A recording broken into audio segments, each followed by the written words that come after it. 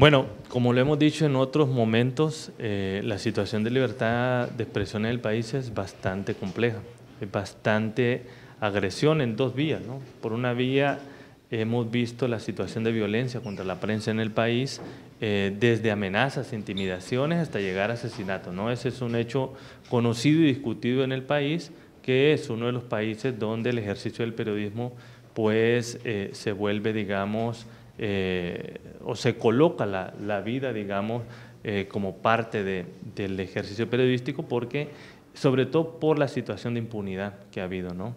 Porque todos los asesinatos, más del 95% están en la impunidad, ¿no? El asesinato que implica la censura más extrema que hay en el ejercicio de la libertad de expresión. Por otra vía, hemos visto la situación de las amenazas legislativas al ejercicio de la libertad de expresión en el país, no solo a los periodistas, sino también a la ciudadanía en general. ¿Esto qué implica? Que el Estado hondureño ha ido aprobando normativa que amenaza con privación de libertad a los periodistas que ejercen la libertad de expresión, y eso, digamos, en distintas normativas, ¿no? Una muy importante que el año pasado se discutió y que era nueva era el delito de apología al terrorismo, que finalmente, por la presión de los periodistas y de las organizaciones, pues finalmente fue derogado.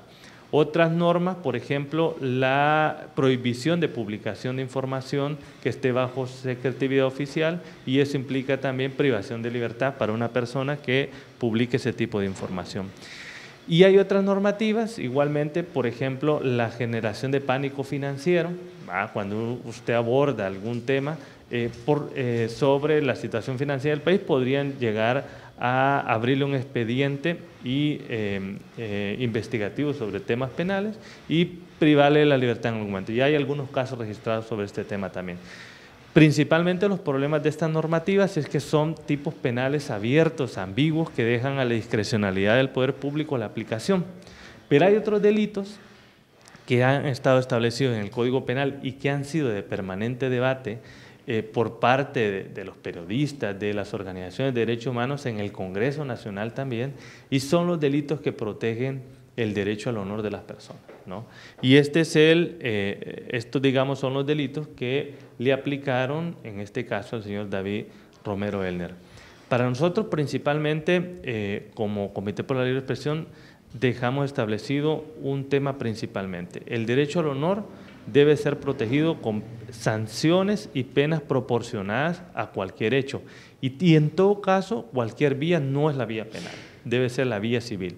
Ya nuestro Código Procesal Civil establece la protección de derechos honoríficos dentro del procedimiento civil.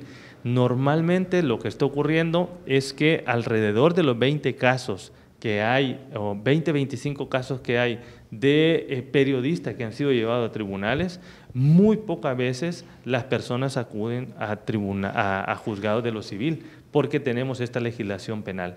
Es la sola existencia de estos delitos de injuria, calumnia y difamación en el Código Penal generan autocensura en los periodistas para poder comunicar, para poder realizar su trabajo, y también ya la aplicación de una pena desproporcionada también implica una afectación, por supuesto, individual, la libertad de expresión, la palabra, cualquiera que sea las condiciones en que se dé, no merece cárcel. Es decir, en todo caso, un procedimiento civil es adecuado y suficiente para proteger el derecho de alguna persona que se sienta lesionada. Consideramos una situación muy complicada, la situación de que un periodista o cualquier persona, por expresiones que dé, pueda ir a parar a la cárcel.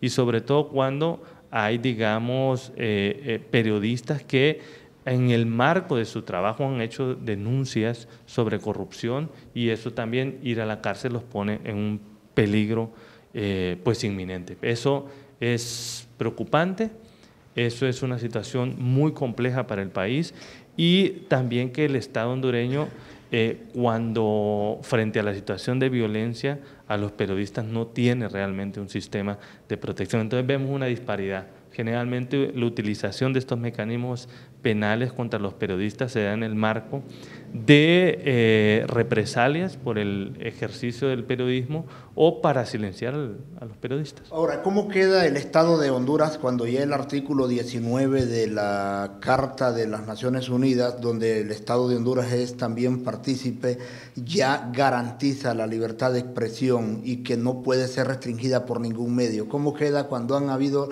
recomendaciones del relator especial por la libertad de expresión y de la Comisión Interamericana de Derechos Humanos?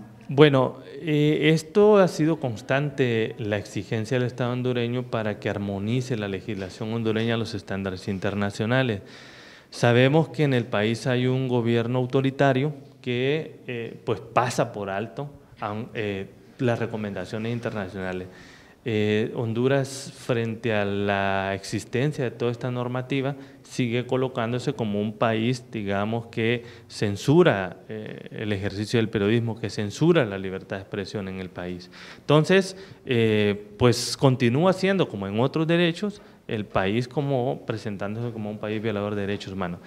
Sin embargo, Marvin, sí hay que decir una cosa muy concreta: las personas, cuando se ven agraviadas o lesionadas en su derecho, el Estado debe garantizar procedimientos adecuados, pero no debe utilizar los mecanismos extremos. Debe garantizar, por supuesto, que las personas vayan a los tribunales, pero sin lugar a dudas debe ponderar los dos derechos: el derecho a libertad de expresión frente al derecho al honor. ¿Cuál es el derecho que principalmente debe garantizarse? La libertad de expresión, aunque deben haber mecanismos y condiciones para garantizar, por supuesto, el derecho al honor. Directores de medios dieron sus muestras de solidaridad con este caso del periodista David Romero Elner, y también han pedido más unión por parte de los periodistas. Han dicho de que si hubieran periodistas organizados, este tipo de cosas no sucedieran. ¿Qué está pasando? Porque hay tanta desunión en este gremio. ¿Cómo se puede efectuar de que los periodistas sean más unidos y peleen, luchen por la libertad de expresión realmente? Bueno, yo creo que es necesario en el país, más que promover la unión, promover el debate sobre qué significa la libertad de expresión, ¿verdad?